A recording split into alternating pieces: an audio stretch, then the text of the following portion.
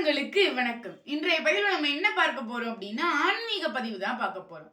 என்ன அப்படின்னா, நம்மளோட மதுரை மீனாட்சி அம்மன் கோயிலுடைய சிறப்பு என்ன, அந்த அம்மனுடைய சக்தி என்ன அப்படின்றது எல்லாமே நம்ம எல்லாருக்குமே பொதுவா தெரிஞ்ச விஷயம் தானே. இந்த காலத்துல வேணா மதுரை மீனாட்சி அம்மன் கோயில் வந்து அரசாங்கத்துடைய அரசாங்கத்துடைய கட்டுப்பாட்டுல இருக்கு. அந்த காலத்துலயும் அதே மாதிரிதான் மன்னர்கள் ஆட்சி காலத்திலயும் அந்த மீனாட்சி அம்மன் கோயில் வந்து மன்னருடைய கட்டுப்பாட்டுல தான் இருக்கும். அப்ப அந்த மன்னர் வந்து எப்பவுமே வந்து சாமிக்கு வந்து பண்ணிட்டு எல்லாமே வந்து செஞ்சுட்டு இருக்க முடியாது. ஏன்னா அவருக்கு ஆட்சி வேலை இருக்கும்ல. அதனால வந்து அவர் அந்த மீனாட்சி அம்மன் கோயிலை பாதுகாக்கிறதுக்காண்டி சில காவலாளிகள் அதெல்லாம் வச்சிருப்பாங்களா. அதே மாதிரியே அங்க வந்து ஒரு சமையல்காரர் ஒருத்தர் இருந்தாரு. அவர் பேரு சீனிவாசர் அப்படின்னு சொல்லிட்டு அங்க மதுரை மீனாட்சி அம்மன் கோயில்ல பிரசாதம் எல்லாம் சமைச்சு அவர் தான் படைப்பாரு. அவர் படைத்த பிரசாதத்தை தான் வந்து மன்னர் சாப்பிடுவார். இப்படிப்பட்ட ஒரு சூழ்நிலை நிகழ்ந்துட்டு இருக்கும் போது அந்த சீனிவாசர் இருக்காருல்ல, அவர் மதுரை மீனாட்சி அம்மன் மேல அவ்வளோ பாசம், அவ்வளோ அளவு கடந்த பக்தி. அந்த பக்தியை வந்து வார்த்தைகளால சொல்லவே முடியாது. அப்படிப்பட்ட பக்தி சீனிவாசர் மதுரை மீனாட்சி அம்மன் மேல வச்சிருந்தது. எப்பவுமே அவர் அதிகாலையில எந்திரிச்சு பிரசாதம் எல்லாம் செஞ்சு சாமிக்கு படைச்சிடுவாரு. உடனே வந்து மன்னருடைய வேலை அந்த காவலாளிகள் இல்ல சேவகர்கள் யாராவது வந்து மன்னருக்கு பிரசாதம் வாங்கிட்டு போயிட்டு மன்னருக்கு போய் கொடுப்பாங்க. இது வழக்கம். அப்படி இருக்கும்போது அன்னைக்கு சீனிவாசர் வந்து அதிகாலை எழுதணும் அப்படின்னு நினைச்சிட்டு போய் படுத்து தூங்குறாரு. அசதியில படுத்து தூங்கிடுறாரு. தூங்குனா காலைல விடிஞ்சிருக்கு, பொழுது விடிஞ்சிருக்கு. பிரசாதம் ஒண்ணுமே செய்யல. பார்த்தா அங்க மன்னருடைய படையாட்கள்லாம் வந்துட்டு இருக்காங்க பிரசாதம் வாங்குறதுக்காண்டி.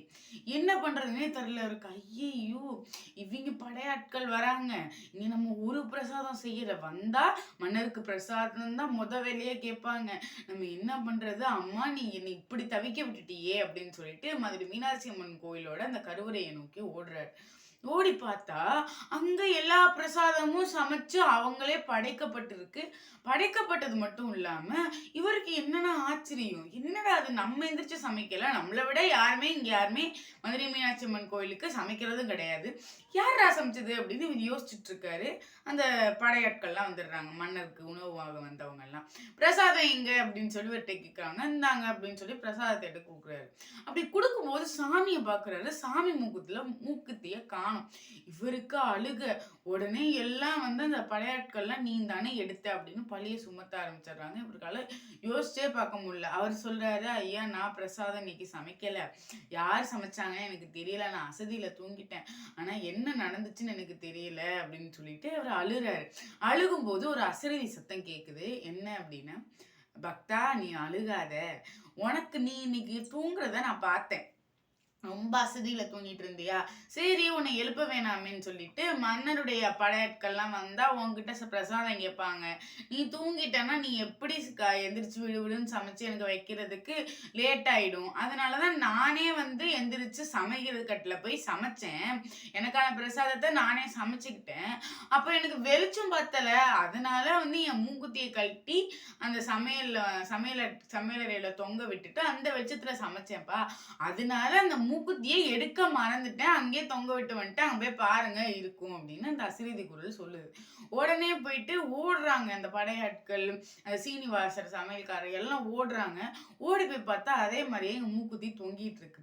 அதை பார்த்த உடனே இவருக்கு அழுகையா வருது. என் தாய் எப்படி எனக்கு வந்து நான் முடியல, எனக்கு ரொம்ப அசதியா இருக்குன்னா என் தாய் எப்படி பண்ணுவாளோ அதே மாதிரி இந்த கடவுளும் என்ன பிள்ளையா நினைச்சு பண்ணிருக்கா அப்படின்னு சொல்லிட்டு அன்னையில இருந்து அவர் எப்பவுமே வந்து அந்த சமையல்ல வந்து எப்பவும் பக்தியோட செய்வாரு. அதை விட பக்தி அதிகமா, எப்படி தன் தாய்க்கு பிரசாதம் வச்சா எப்படி வைப்போமோ அதே மாதிரியே அவர் அவ்வளவு அன்போட செஞ்சு வச்சாராம். இந்த செய்தியை கேட்ட அரசர் வந்து சீனிவாசருக்கு நிறைய அன்பளிப்பு கொடுத்து, நீ அந்த அம்மனுக்கு இன்னும் தொண்டு செய்யணும் அப்படின்னு சொல்லி, உனக்கு என்ன வேணுமோ அதை நான் செய்வேன் அப்படின்னு சொல்லிட்டு சீனிவாசர்கிட்ட அந்த மன்னர் சொன்னாராம். இதுதாங்க நம்மளுடைய வாழ்க்கையோட இயல்பு. என்னைக்குமே நம்ம வாழ்க்கையில எது எப்ப நடக்கும்னு தெரியாது. ஏதாவது ஒரு கஷ்டத்துல இருக்கோம், நம்மளால இந்த விஷயத்த செய்ய முடியல அப்படின்னா அந்த இறைவன் மேல பாரத்தை போடுங்க. அந்த இறைவன் நமக்காண்டி எல்லாமே செய்வான் அப்படின்றத இந்த பதிவு மூலமா, அதுவும் இந்த சீனிவாச கதை மூலமா நீங்க தெரிஞ்சிட்டு இருப்பீங்கன்னு நினைக்கிறேன் என்று கூறி உங்களிடம் விடைபெறுவது நான் உங்கள் தீஷா தேவிராஜ். நன்றி, வணக்கம்.